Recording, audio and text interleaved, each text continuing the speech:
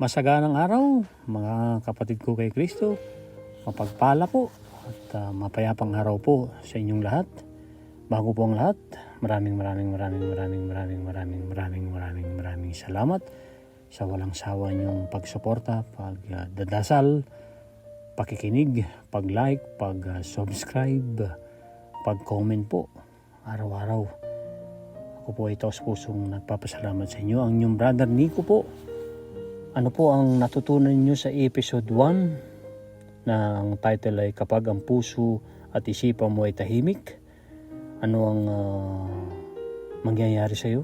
Ano ang pangako ni Lord Jesus sa libro ni Sarah Young? Ano po mga kapatid? Maririnig nyo ang imbitasyon ni Lord Jesus pag whisper, pagbulong sa iyo. Kaya kailangan tayo ay magkaroon ng moment para tayo ay para ang ating puso at ang ating isip ay magkaroon ng katahimikan. Papasukin po natin ang imbitasyon ni Lord Jesus na lagi niya tayong tinatawag na walang patid, na tayo ay pinapupunta sa Kanya, sa Kanyang piling, sa Kanyang presensya. At marami tayong makakamit, marami tayong magandang mapapala sa pagpunta sa Kanya, sa imbitasyon niya na tayo ay pumunta sa Kanya para tayo magkaroon ng masaganang buhay, mapayapang buhay. At ano naman po ang imbitasyon niya sa episode 2 kahapon? Kapag hahayaan po natin na siya ang maghari sa ating buhay, pagpapalain niya tayo ng ubod rangya. Ano po ang ibig sabihin ng ubod rangya? Talaga, indeed. Abundantly. Ang abundantly, hindi lang po sa kaperahan, kundi sa tayo pinagpapala 1,000 times more income, 1,000 times more favor, 1,000 times more resources. Pangako niya po yan sa Deuteronomy 1-11. Ang Deuteronomy ay sinasabing pangalawang pagsalin ng batas. At nandyan po ang napakagandang speech ni great deliverer ng Israel na si Moses nung bago pumunta sila Joshua at Caleb. Sa pangunguna ni Joshua at ni Caleb, na pangunahan yung mga naniwala na halos new generations yun kasi yung mga oldies ay kinain ng lupa dahil hindi sila sumunod sa Panginoon. Gusto nilang bumalik sa Egypt, pagsuway sa Panginoon, kaya sila ay naglaho sa disyerto. At sinasabi sa Lumang Tipan, particular sa Deuteronomy, sila ay kinain ng lupa. Pero yung mga sumunod, naniwala sa Panginoon sa pangunguna nga ni Joshua at ni Caleb, ay nakarating. So may paalala si Moses sa Deuteronomy. Ang speech niya ay maging strong and courageous, maging matapang, gumawa ng kabutihan, maging matapang na sumunod sa Diyos at maging obedient. Huwag natin lilimutin ang Panginoon, sabi ni Moses, at ang Panginoon ay nasa atin, pangungunahan niya ang laban natin.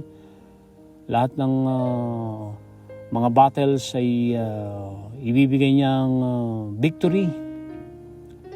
Pero hindi ito tayo mabibigo pagka hindi tayo sumunod sa Diyos, dahil talagang lahat ng desisyon ay may consequences. Good decision equals halos victory po yan.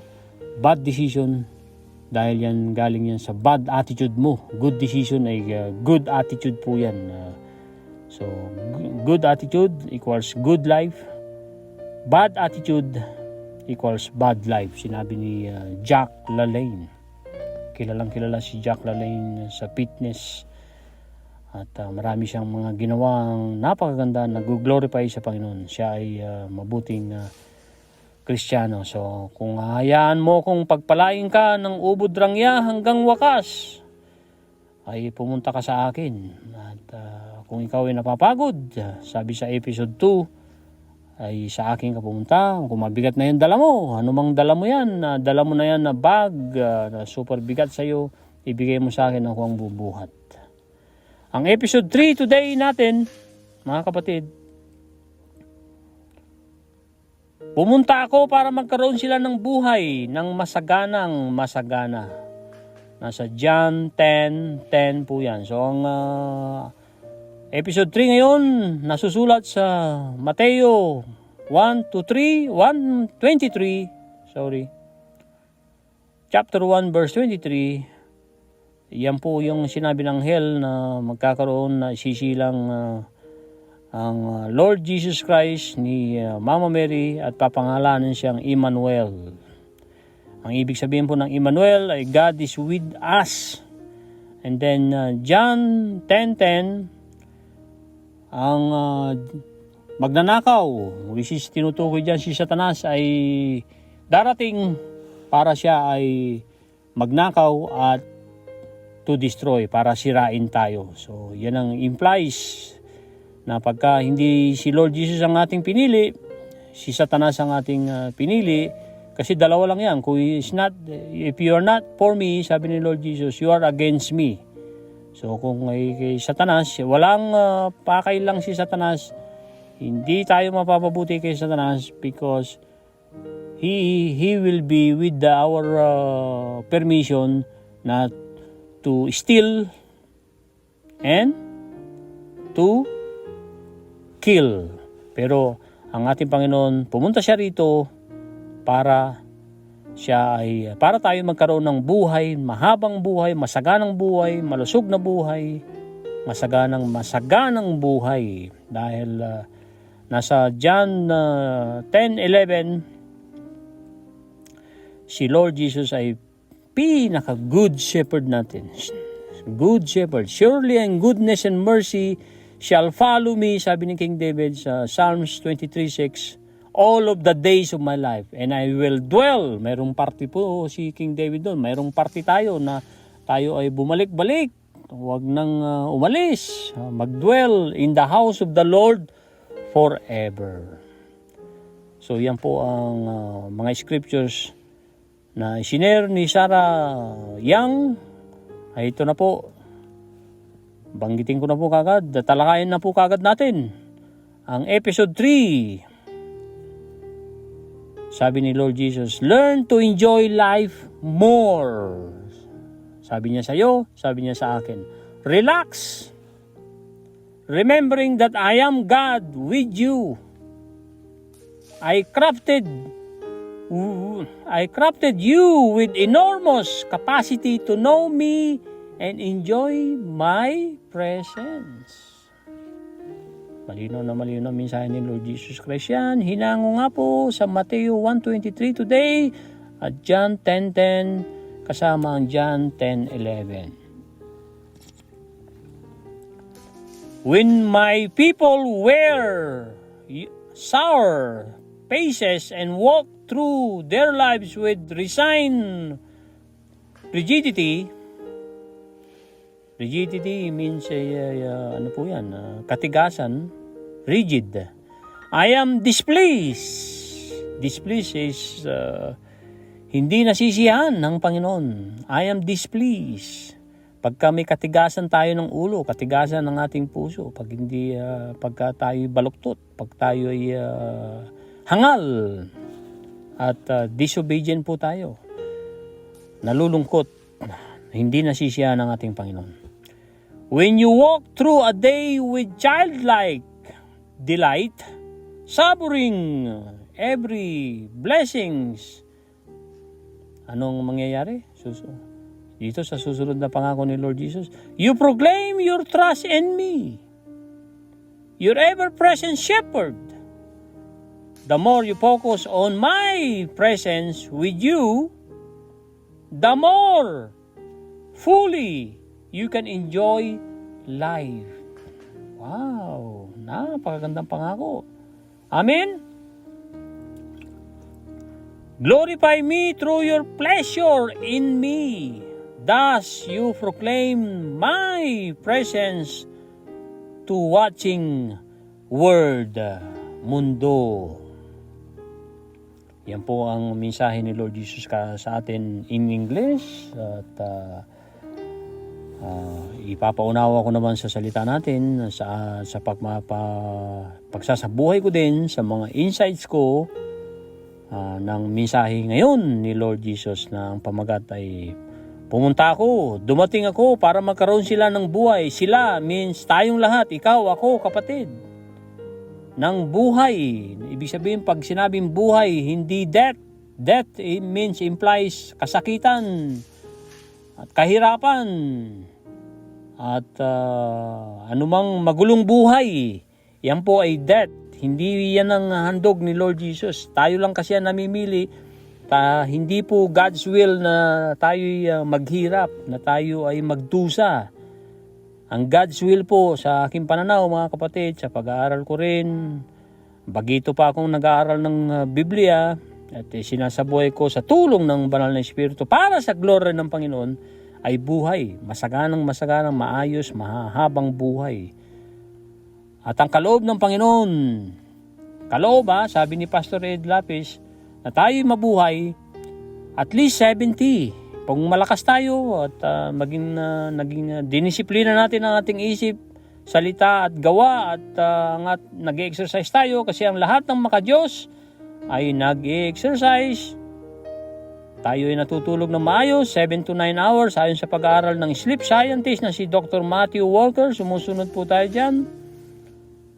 At kung tayo ay patuloy na nag-aaral, hindi po tayo stagnant, kaya at patuloy po tayo nagme-measure ng progress, nag-a-adjust ng plans at actions to become better aligned for success. Ang ating pag-aksyon, ano man ang aksyon yan, negatibo, positibo, nakaka-affect significantly. In fact, nakaka-apekto sa ating conscious winning, sa ating conscious success. Kaya kung gusto natin magtagumpay, wala nang ibang pupuntahan kundi ang ating Lord Jesus. Dahil wala siyang hangad, ang pangako niya ay buhay. Kaya siya namatay sa krus dahil sa pangako niyang tayo ay mabuhay. Sumunod siya kagustuhan ng Ama. Ang bugtong na anak na si Lord Jesus ay ibinigay niya para mamatay sa krus. Isinilang siya para mamatay. Tayo naman, sinilang para mabuhay at least 70. Kung malakas tayo, nag-exercise tayo, hindi tayo laging nagagalit. Kung nagagalit man ay sinusuko ka agad sa Diyos, nagpapasensya, nagpapatawad. Baka mabuhay pa tayo ma-extend hanggang 80. Yung iba nga, 94, 100. So at least 70. Kung ang mahal natin sa buhay, kakilala natin na matay ng walang 70 dahil yan dahil sa mga consequences, dahil yan sa partisipasyon ng tao. Kaya nga active participation, pagka sinabi nga nating itaas ang kamay para sa Diyos at ginagawa po natin yan hindi dahil sa akin kundi dahil sa kalooban ng Diyos, kalooban mo rin, kagustuhan mo rin, naiangat ang Diyos. Pag inangat ang Diyos ay kasama kang iaangat. Kapag pinuri mo ang Diyos, sinamba mo ang Diyos, kasama ka rin na napupuri mo rin ang sarili mo dahil nananahan sa iyo. Pag nagpatawad ka, ay dahil kalooban ng Diyos yan na magpatawad ka. Hindi makakabuti ang hatred, ang pagkamuhi. Hindi po nakakabuti yan. Kaya nga sabi ni Lord Jesus sa una niyang sinabi rito, relax. Matuto ka na enjoyin mo. Masiyahan ka. Sabi nga ng mga ngaral, masiyahan ka sa mga paghihirap mo. At mga prutas na pinaghirapan mo ay enjoyin mo. Ibig sabihin yan, meron din tayong isusubi, pero kailangan na-enjoy din natin. Hindi natin pwedeng isipin na bukas na ako mag-i-enjoy. Mag-iipon muna ako today. Bukas na. Paano kung hindi ka pinayagan na ni Father God in Heaven na manatiling bukas? Di po ba? So, tayo mag-relax. Ibig sabihin ng relax, pagtitiwala sa Diyos, pagtitiwala sa kay Kristo na siya lang ang ating Diyos, na siya ay ating napakabuting kaibigan, na siya ay napakabuting Emmanuel, God is with us, na siya ay napakabuting shepherd. Dineklara natin, the Lord is my shepherd, I shall not want. Diba? You prepared a table before me in the presence of my enemies. Ano po ang ibig sabihin ni King David dun? Hinanda na ng Panginoon ang lamesa sa presensya ng iyong mga kalaban. So, ibig sabihin, poproteksyonan ka niya at hindi ka hindi ka mapapariwara pag ang tinuturing mong Diyos mo at shepherd mo ay si Lord Jesus. Walang ibang hangad ang shepherd kundi mapabuti ang kanyang mga tupa, ang kanyang mga nasasakupan.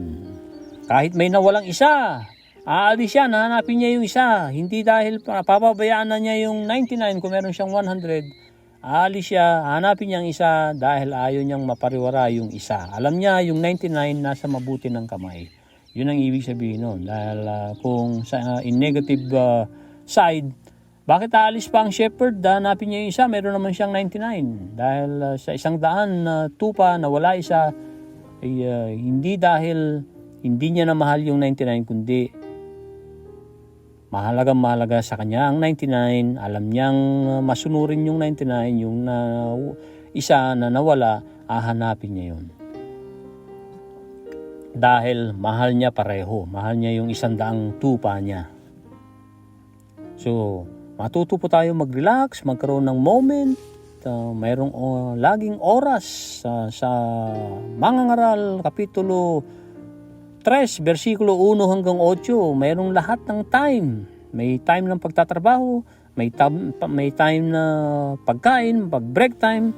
Kaya I will not slight my work sa deklarasyon sa intelligent pledge, action pledge.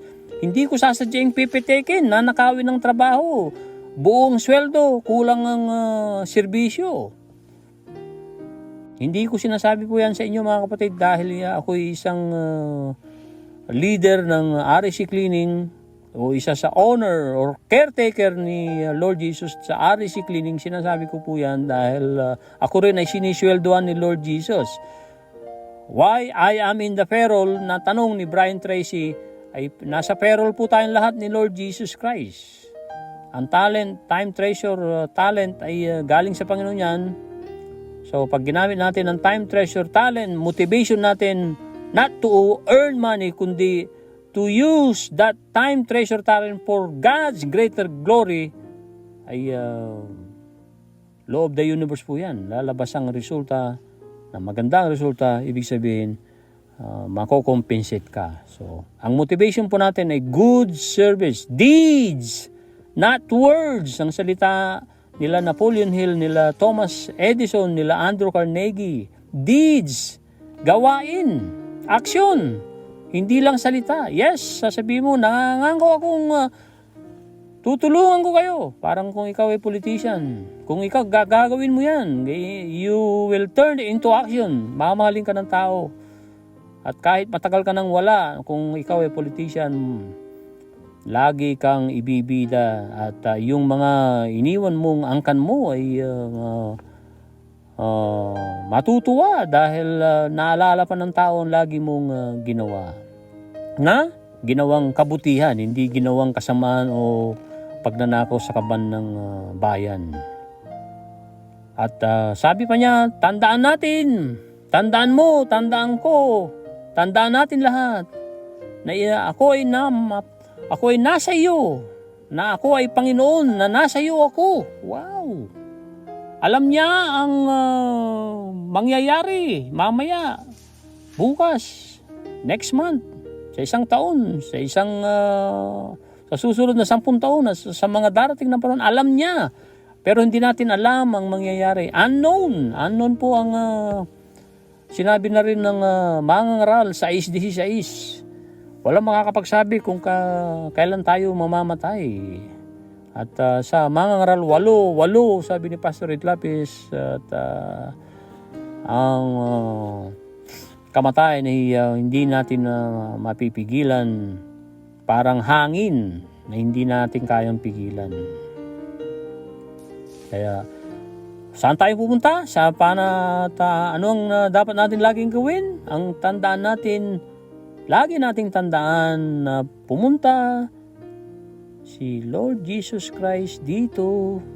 Nasa buhay siya natin kung pinili natin siya, at wag na tayong bibitaw sa Kanya dahil buhay ang Kanyang pangako. Buhay dito sa mundo, masaganang buhay, maayos na buhay, pati ang ating future generations ay pagpapalain niya. Marami nang nagtitestimonya po yan na mabuti ang kanilang buhay kasi naging mabuti ang itinanim ng kanilang mga ninuno.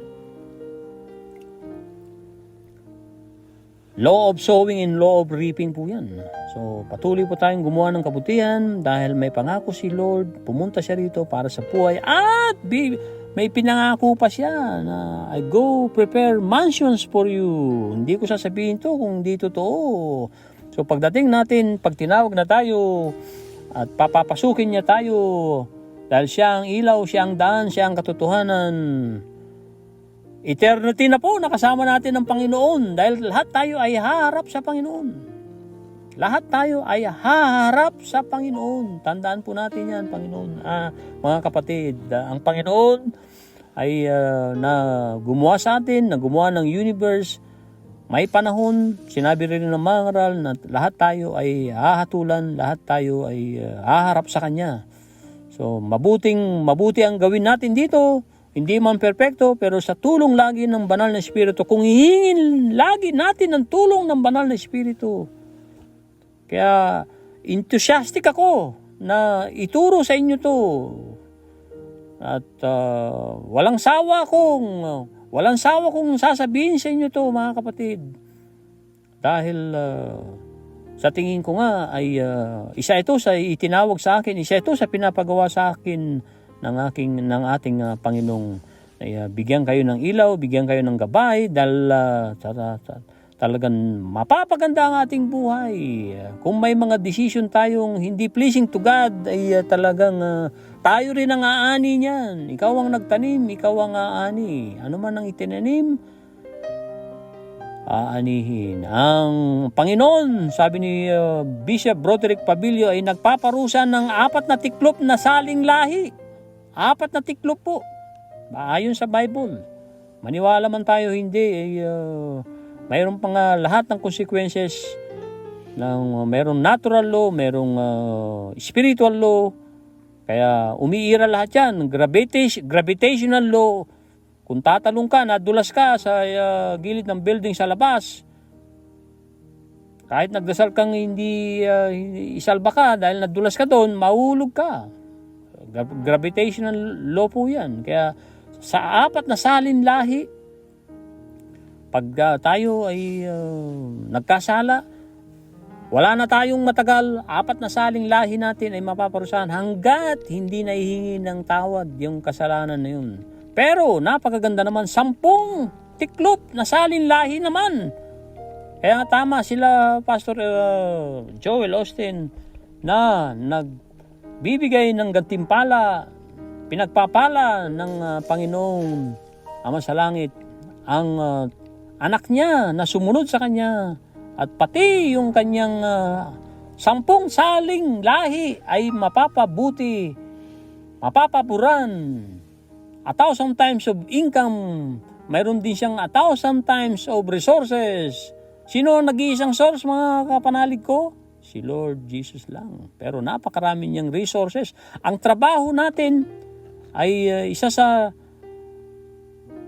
resources ng Panginoon yan. Kaya ang nagpapasahod sa atin ay ang Panginoon. Kung maging loyal sa Panginoon, hindi ka dapat maging loyal lang sa employer mo. Maging loyal ka sa Panginoon. Whatever you do it wholeheartedly to the Lord, not for men. Colossians 3:23. Yan po ang dapat nating motivation, salita ng Diyos na sinulat ni Pablo. Through empowerment of the Holy Spirit. Di po ba? So, 10 ulit na lahi ang mabibiyayaan. Matagal na tayong wala. Kaya maalala tayo ng ating mga future generations na si Lolo Nico, na si Lolo Romico, nagpakabuti, kaya ako na-bless, kaya ako pinapaboran, at kaya ako nabigyan pa ng 1,000 times more favor.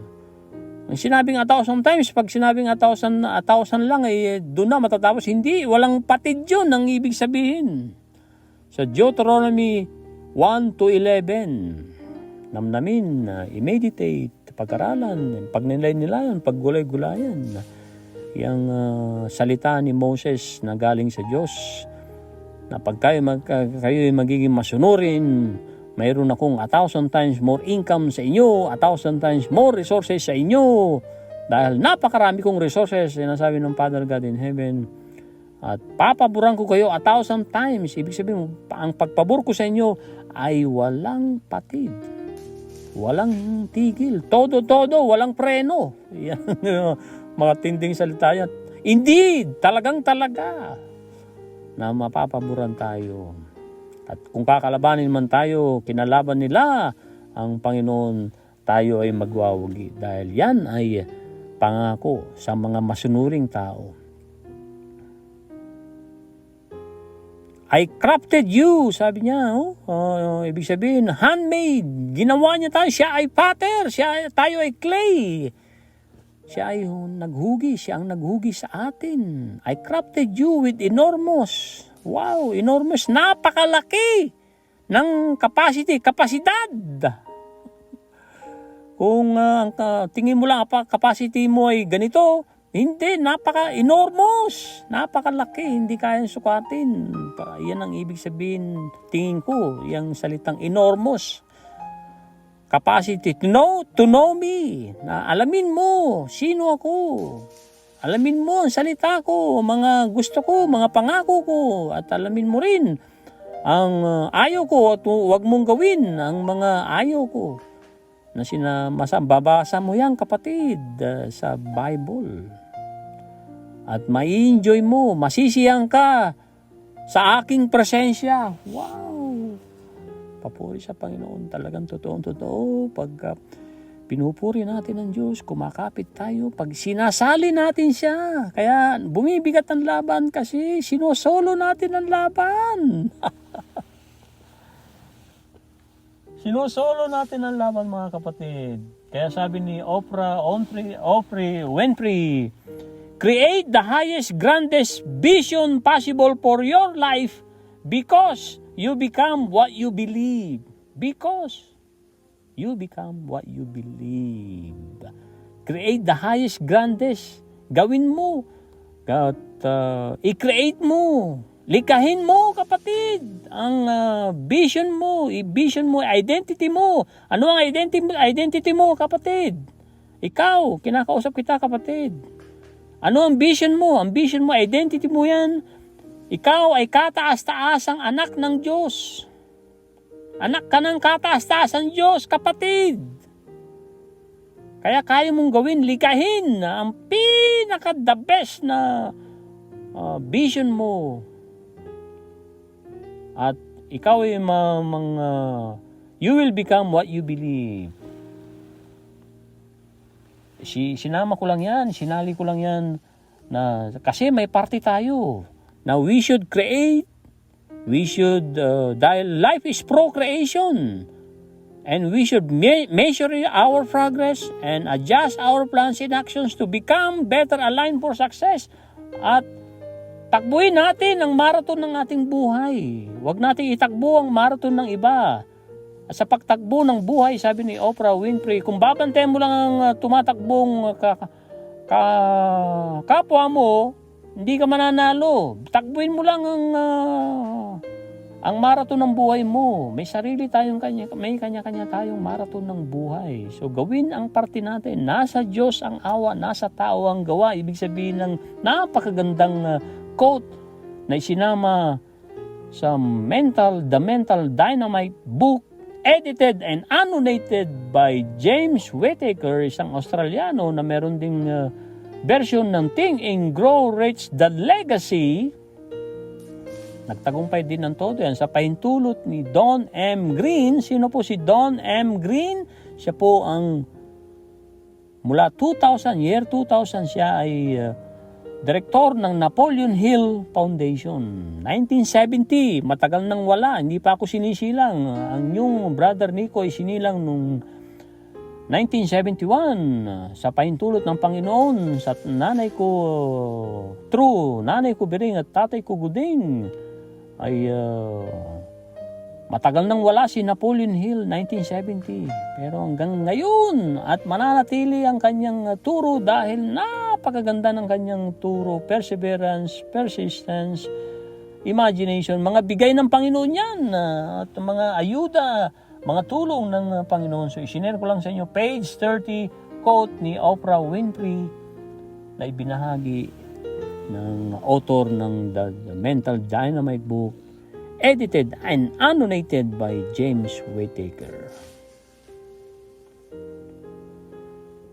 Kung ang mga tao ay nagkakaroon ng mapakla or magulong buhay na kanilang inaharap,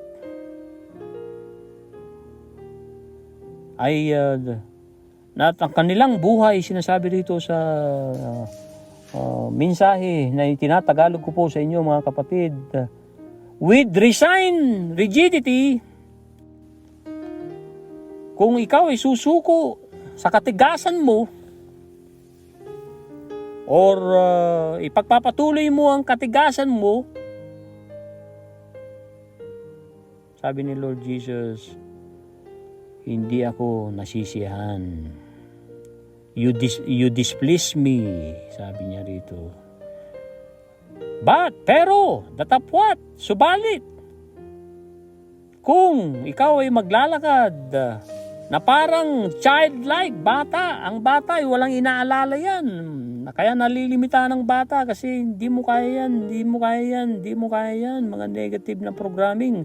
Is a mortal sin sa ginagawa natin sa mga bata, sa mga anak natin, kung mga negatibo ang ating ituturo dyan, kung lagi nating paparusahan ang mga anak natin, mumulisyahin, ay isang mortal sin po yan, dahil mahal na mahal po ng ating Panginoon ang mga bata. So ang childlike delight ay talagang pag, di ba, ng mga bata, pag napaniwala mong may Santa Claus at ang medyas mo, ilalagay mo ng 23, 24, pagdating ng Christmas, may laman yung medyas. Yan ang mga paniniwala ng bata. Talagang aasahan, magkakaroon ng ng laman yung medyas. Di ba? So, yun daw ang mga gayahin natin. Childlike, masayahin. Kaya nalulungkot na ang mga adults kasi marami ng bagyo ang kanyang buhay. So, nawawala yung childlike na kasiyahan, expectation. Di ba? Hindi na tayo masyado nag-expect ng the best dahil marami na tayong kabiguan. Parang ayaw mo nang mabigo, ayaw mo nang madapa, kaibigan, kapatid, kapanalig. Hindi, madadapa ka pa rin. Lalo na kung mali ang ginagawa mo, madadapa ka pa rin. Kahit kasama natin si Kristo, pero pag nadapa tayo kasama si Kristo, babangon niya tayo at gagaan ang buhay natin. Hindi niya pinangako ang smooth sailing, paglalakbay. Hindi pinangako ng Lord Jesus yan. Ang pinangako niya ay smooth landing. Oo, kung halimbawa pinayagan o pinangako ni Father God in Heaven na smooth sailing, tahimik na paglalakbay, pero walang smooth landing, anong mangyayari? Imagine mo ang aeroplano, smooth ang paglalakbay pero walang smooth landing. Kaya talagang all-knowing ang Panginoon, purihin ang Panginoon, pagtiwalaan ang Panginoon, kumapit sa Panginoon, siya ang ating ating nag-iisang Diyos. Kung nag-aalala tayo, kung anuman ang bumabagabag sa atin at nalilimutan na natin ng Diyos dahil worry. Anong mga darating? Worry pa more. Sinabi na yan ng mga nauna sa atin na nagtagumpay. Ang gamot sa pag-aalala ay pagtitiwala. Halimbawa ni Pastor Ed Latis dyan, may tatlong nanay. Nanay number 1, alas 2 na madaling araw, wala pa ang kanyang anak na babae. Alalang-alala na ito. Talagang super stressful na yung nanay. Siyempre nanay mahal na mahal niya anak niya. Ang nanay number 2 naman ay hindi ko alam ang nangyayari sa aking anak. Wala pa rito, alas 2, pero matutulog ako. Pinagdasal ko na ang aking anak.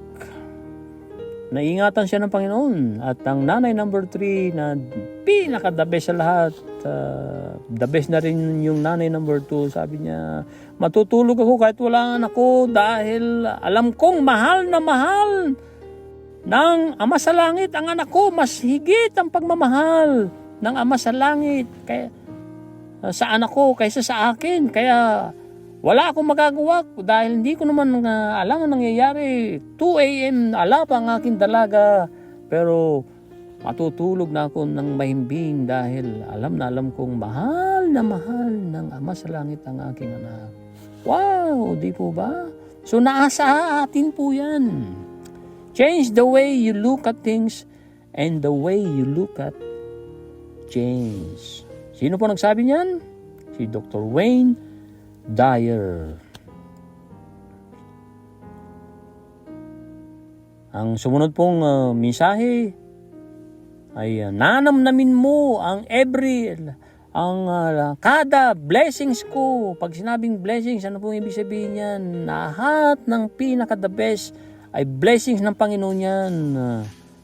At kung iahayag mo ang iyong pagtitiwala sa akin, anak, sabi niya, nasa iyo ako na magpapastol sa iyo, ever-present shepherd. Kahit anong oras, papastolan ka ng Diyos, ng kataas-taasan Diyos, na may gawa ng langit at lupa, kapatid. At sumunod na mensahe, lalo na kung ipopokus mo ang atensyon mo sa akin, magkakaroon ka ng at liligaya ka. Enjoy, joyful, magiging joyful ang buhay mo. Joyful life, magkakaroon ka ng joyful life.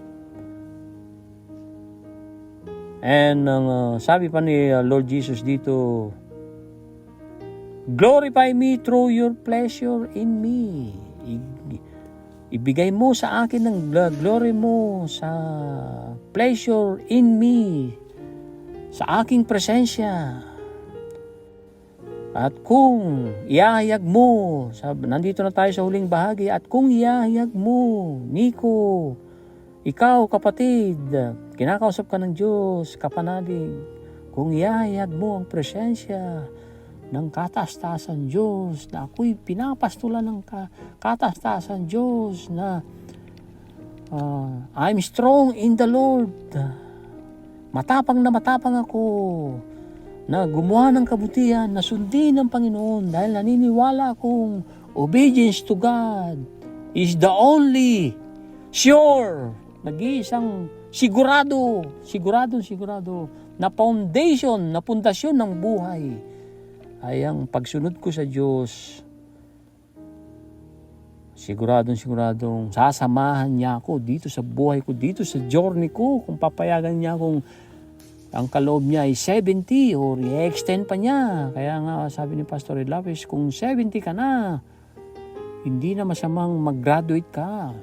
Dahil kalooban na ng Diyos yan. Naabot mo na ang gusto niyang maabot mo na 70 years old. Kaya mapalad na mapalad kami. Ang aming nanay ay nag-celebrate ng 78 years old na nandun ako, na pinayagan ako ng Panginoon, na binigyan niya ng grasya, ng kalooban niya rin na mapabisita ako doon. 2 taon na, 2 birthday na niya ng nanay ko, 2022 and 2023 Mayo, ay talagang bonus na sa amin. At talagang kaya namin pinasasalamatan ng todo ang Diyos na in-extend niya ang buhay pa ng aming ina, buhay natin lahat. At binigyan niya ng magaling na mag-aalaga sa aming nanay, dahil kung hindi niyo pa alam, ang aking inay nagkaroon ng atake, heart attack noong March 21, Lunes, umagang-maga.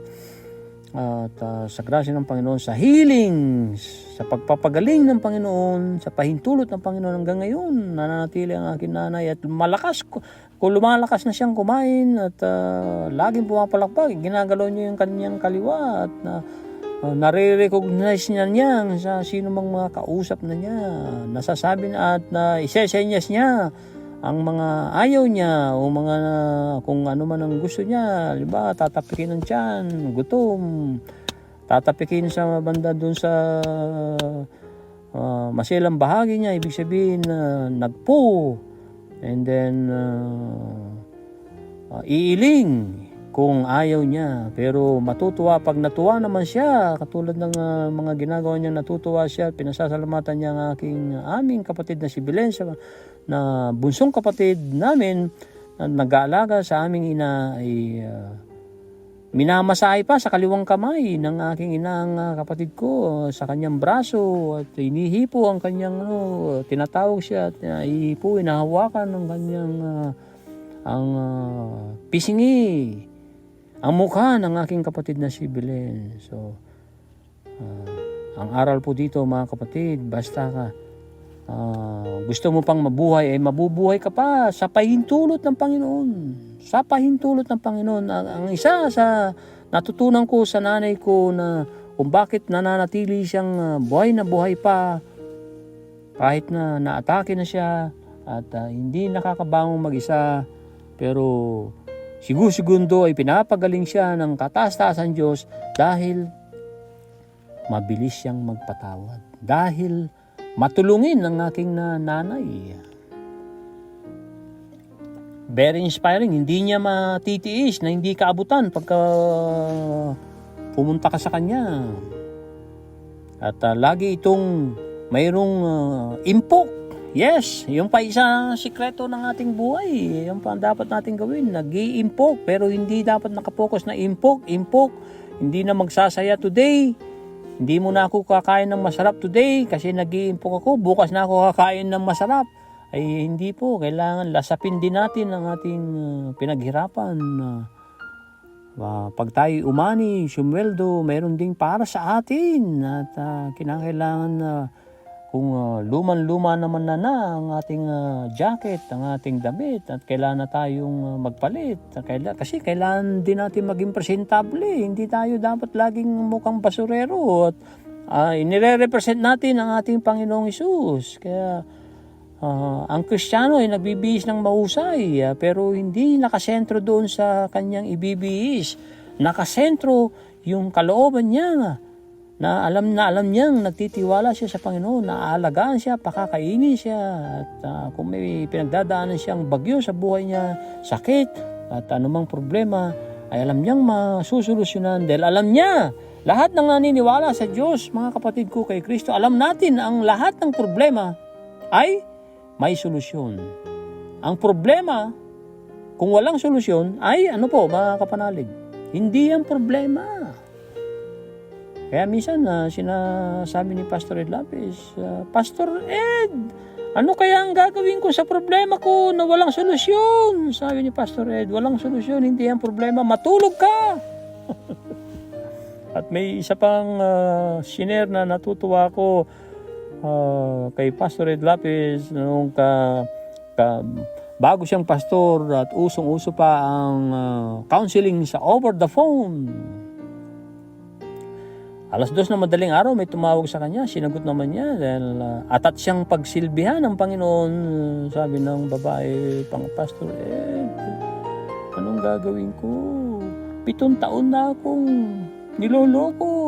Pinagtataksila ng aking asawa. Ano? 7 taon ka nang niloloko ng asawa mo. Matulog ka muna. Patulugin mo muna ako. Hindi ako the best payo pagka puyat ako. Nakasurvive ka 7 taon. 7 taon mo nang natiis. Ito, titiisin mo ng ilang oras pa. Mag-uusap tayo. Daytime, sa araw, kapatid. Diba? So, dapat matuto tayong i-align ang ating sarili sa oras. Sa oras ng Panginoon. At may nakatakda ng oras. Dapat nakaayon. Hindi tayo dapat nakakontra sa oras na itinagdana ng ating Panginoon. Amen? So, yan po ang ating episode 3 ng mensahe ni Lord Jesus Christ na siya ang ating Emmanuel, God is with us, siya ang ating Good Shepherd. Siya ay nagpunta para magkaroon tayo ng buhay. Pumunta ako para magkaroon sila. Sila means tayong lahat, mga kapatid, ng buhay. Buhay na napakaayos, na napakasaya, na tayo nire-respeto din ng ibang tao kasi may respeto tayo. Ano man ang itinanim, aanihin. Kung gusto mong respetuhin ka, golden rule ay respetuhin mo rin ang kapwa mo. Kung gusto mong mahalin ka, magmahal ka rin. Kaya ang dapat nating gawin, mga kapatid, punuin pa natin ng pagmamahal ang buhay natin. Punuin pa natin ng pagpapatawad ang buhay natin. Yang dalawa na yan na tayo ay punong-puno ng pagmamahal, punong-puno ng pagpapatawad. Tayo ay mahahabag kasi super mahabagin ang ating Panginoong Jesus. Amen? So, pumunta ako para magkaroon sila ng buhay na masagana. John 10:10. At alalahanin ang kalaban na si Diablo o ng magnanakaw. Walang ibang layunin yan, kundi lasunin ang isip mo. Wala siyang magagawa sa desisyon mo, kapatid. Sinusulsulang ka lamang sa pamamagitan ng isip. Bubulungan ka niya, kaya mag-iingat sa bulong. Laging mayroong panahong discerning, silence moment with God. At laging magbasa ng Bible, mga kapatid. At testimonial ko na po yan. Lalago ka, kapatid, kahit na ilang sentence lang ang sisimulan mo ngayon. Ngayon na mismo, hindi mamaya. Ngayon, buklatin mo na ang Bible mo, kapatid. Dahil malalaman mong super mahal ka ng Panginoon. Sasamahan kanya lagi na siya ay very good shepherd, na siya ay true vine, na hindi tayo mamumunga kung hindi tayo mananatili sa kanya. May pangako siyang matindi. John 15:7, John chapter 15 verse 7, it says, "If you abide in me and my words abide in you, you will ask." Nico, panggitin mo pangalan mo, kapatid. Ikaw ang sinasabihan ni Lord Jesus. You will ask what you desire, and it shall be done for you. It will be done for you. Sabi ng Panginoon Jesus, ano man ang hiling mo sa ngalan ko, it will be done for you. Amen. Ulitin natin, ang ating Panginoon, ang ating Good Shepherd at Emmanuel, ay yan ang pinaka-mensahe ni Lord Jesus sa pamamagitan true kay Sarah Young sa kanyang book na 365 Days Enjoying Peace, enjoying ang kapayapaan, lumiligaya sa kapayapaan sa presensya ng kataas-taasan Diyos na gumawa ng langit at lupa. At siya ang ating Redeemer. Siya ang kailangan natin. Siya dapat ang number 1 natin.